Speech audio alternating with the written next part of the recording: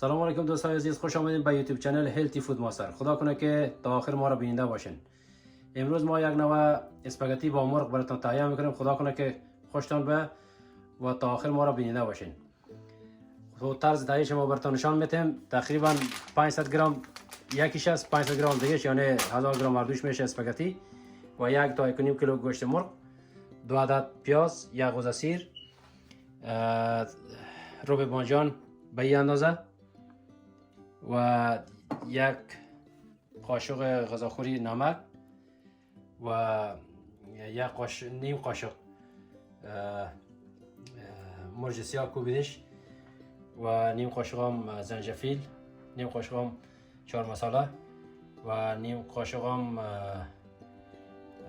دنیا پودر، والا گفتم که نامش هم یادم رفت چیست، و نیم قاشق هم مرچ سرخ کوبیدش و 100 گرم آیل، هر قسم آیل که شما استفاده میکنین، یعنی هر قسم روغن که استفاده میکنین 100 گرم از این.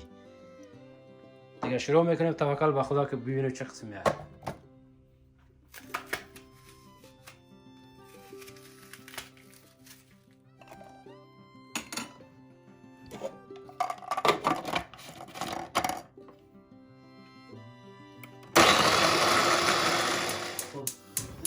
ما باز روشن میکنیم.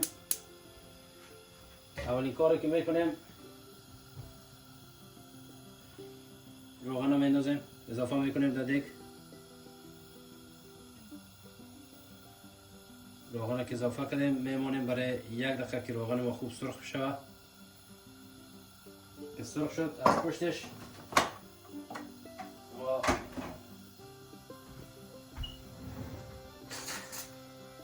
پیاز و شیر رنده کردیم و این رو اضافه میکنیم در داخل دیگ.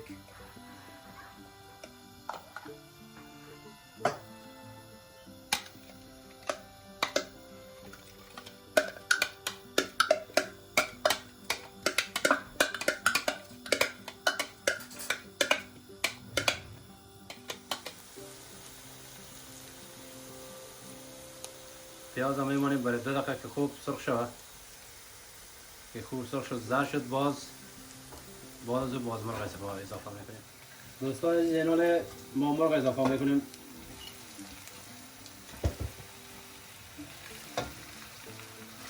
مرغ هر قسمت مرغ که شما اضافه میکنید مسئله نیست. ما امروز انتخاب کردیم پای مرغ. شما میتونید که با سینه مرغ هم بکنید، با پای مرغ هم، با بالش هم، با هر قسم. این حال ما اینو شور میکنیم و اضافه میکنیم زردچوبه رو، به خاطر که همین مرغ خودش بوی نداره.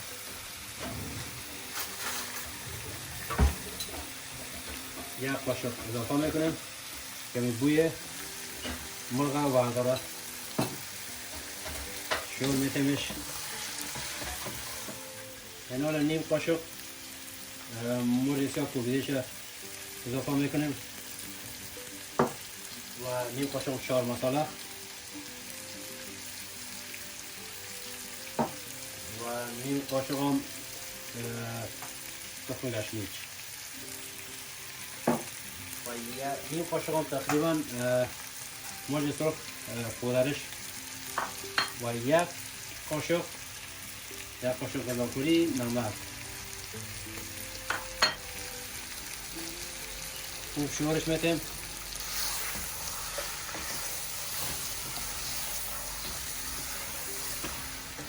دوستان عزیز، این حال میبینه که خوب سرخ شده. ما چی میکنیم؟ اضافه میکنیم ربع.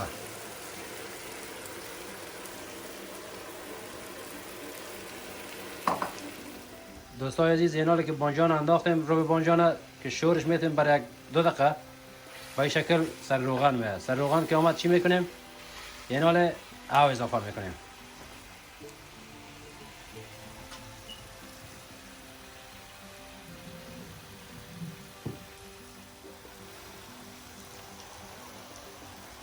دوستان عزیز، این حال او اضافه میکنیم، او جوش با این شکل اضافه میکنیم.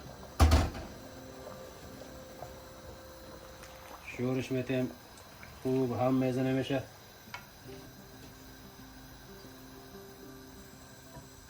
دوستان عزیز در دوران قرنطین ناگفتن نمونه که خوب آشپز هم شدیم.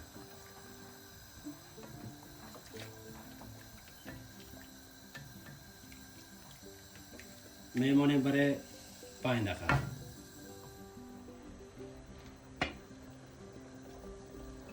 خب دوستان عزیز ما مرغ نمیخوایم که تا آخر یعنی نرم شود، یعنی نصف نرم شود و نصف دیگه شب ما میمونیم که همراه مکرونی یا اسپاگتی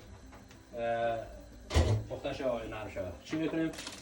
ما اضافه میکنیم مکرونی را و یا اسپاگتی را پاش میکنیم به این شکل.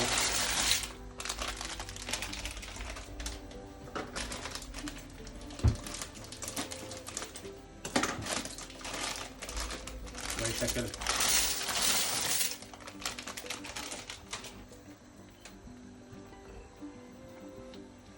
شورش میدیم.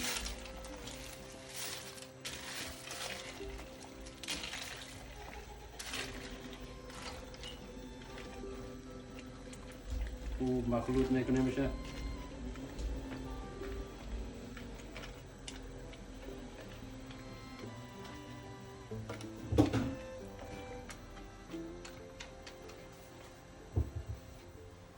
دوستان عزیز حالا سر دیگه پاس میکنیم ببینیم که با چه شکل آماده.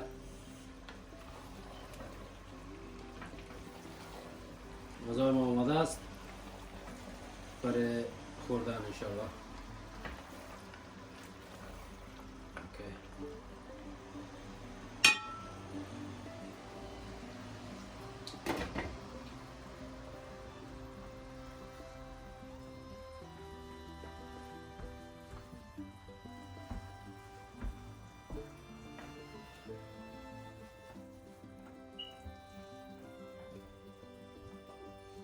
خب حالا غذا را میکشیم دوستان عزیز.